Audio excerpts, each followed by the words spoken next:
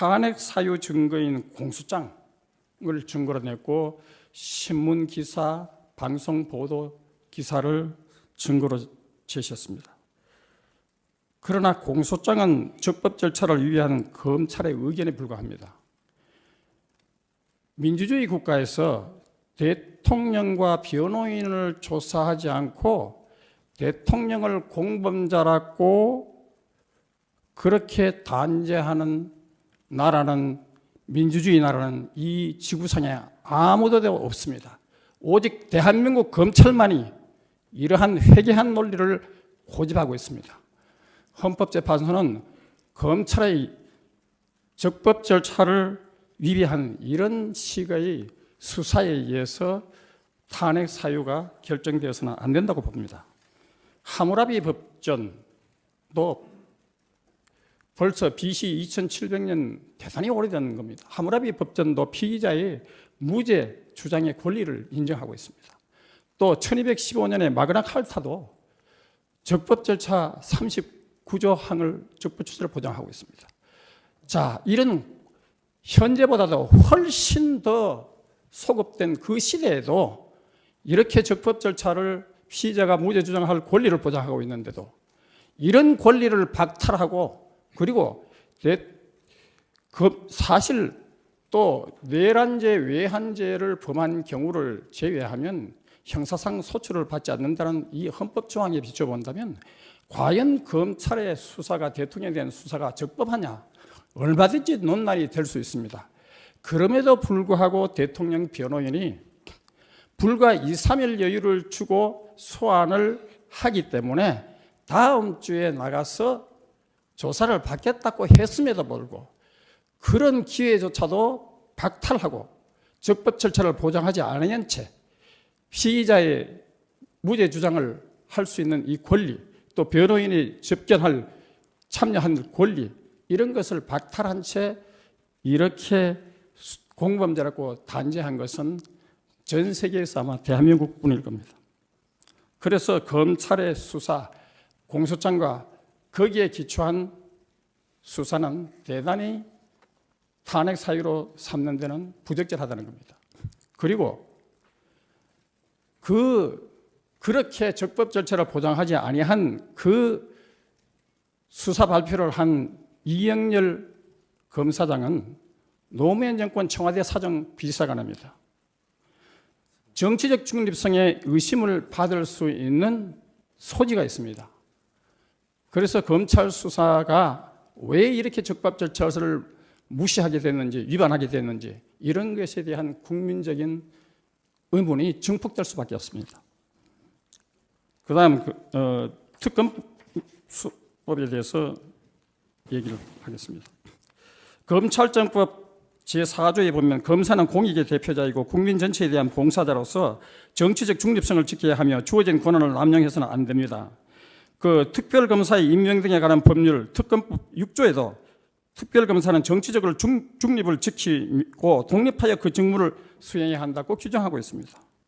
그리고 기존의 특별검사 후보 추천위원회는 정치적 중립성을 고려해서 구성되었고 정당은 특별검사 후보 추천권이 없었습니다.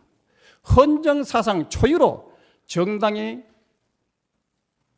후보 추천권을 가지게 됐고 그것도 야당만 추천권을 가지게 됐습니다. 이런 특검법은 여야 합의에 의한 특별검사 검사 임명은 검찰청법과 특검법을 중대하게 위반했습니다. 어떻게 대통령에게 헌법과 법률에 위배된다고 해가지고 탄핵을 주장하는 국회가 스스로 검찰청법과 특검법을 위반해가지고 어떻게 특검을 구성할 수 있습니까?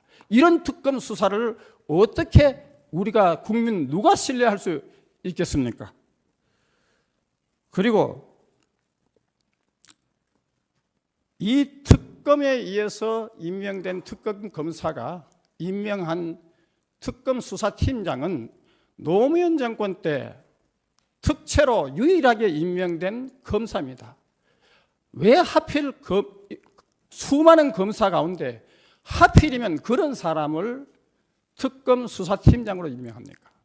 결국 검찰청법과 특검법의 정치적 중립성을 보장한 이 규정을 법 자체를 위반하고 그 임명 자체도 마찬가지입니다.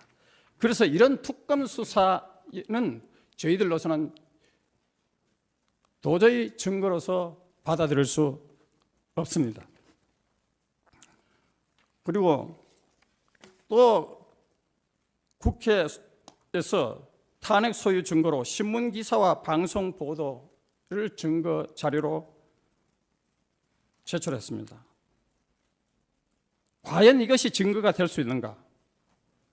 자, 북한의 노동신문은 남조선 언론을 가리켜 정의의 대변자, 진리의 대변자, 시대의 선각자, 정의로운 행동에 나섰다. 이렇게 하고 김정은의 명령에 따라서 남조선 인민들이 횃불을 들었다. 이렇게 보도하고 있습니다. 물론 탄핵을 주장하는 사람들이 다 이렇게 남조선 언론과 북한의 노동신문과 그리고 여기에 동조한다는 뜻은 취지는 아닙니다. 그러나 어떻게 한국의 그야말로 산업화와 민주화의 빛나는 전통을 갖고 있는 대한민국의 언론이 어떻게 11년 연속 유엔의 인권 탄압 결의를 받고 인권 개선 촉구를 받고 있는 북한의 언론에 의해서 이렇게 입에 침이 마르도록 극찬을 받고 있습니까? 이런 언론 기사 이걸로서 탄핵 사유로 결정한다면 이거야말로 중대한 헌법 위반이라고 보여집니다. 그래서 국회의 주장에 대해서는 탄핵 사유에 대해서 반박을 하는 겁니다. 그리고 지금 촛불 민심이 국민의 민이다.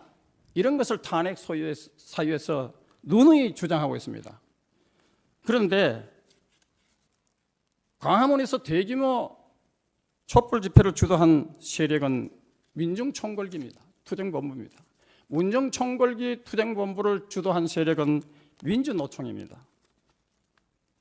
그 집회에서 대통령이 아직 조사도 받지 않았는데 변호인도 대통령도 조사도 받지 않았는데 대통령을 처형할 단두대를 설치하고 그러면서 6.25 전범 김일성 주체 사상을 따르는 그런 이석기 그리고 태극기와 애국가도 부정했던 그 이석기 또 대법원 판결에 의하면 북한이 전쟁을 일으키면 북한에 동조해서 통신, 유류, 가스, 철도, 기관시설을 파괴해가지고 대한민국을 전복하려고 내란 선동을 했던 그 이석기를 석방하라고 박근혜 정권 정치 탄압 희생양 이석기를 석방하라는 조형물을 거대한 조형물을 만들어가지고 그 집회에서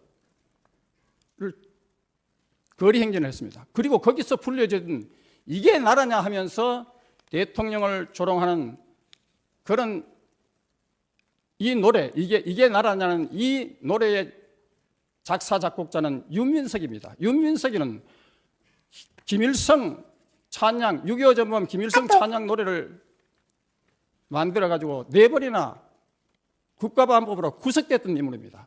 어떻게 촛불 민심에서 촛불 집회에서 어떻게 김일성 찬양 노래를 지었는 그런 윤민석이가 만든 이게 나라냐는 것이 공공연하게 불려주겠습니까? 그래서 이것은 촛불 민심이 국민의 민심이 아니라는 겁니다. 그리고 이와 같은 민중총궐기 발조가 했을 때 북한에서는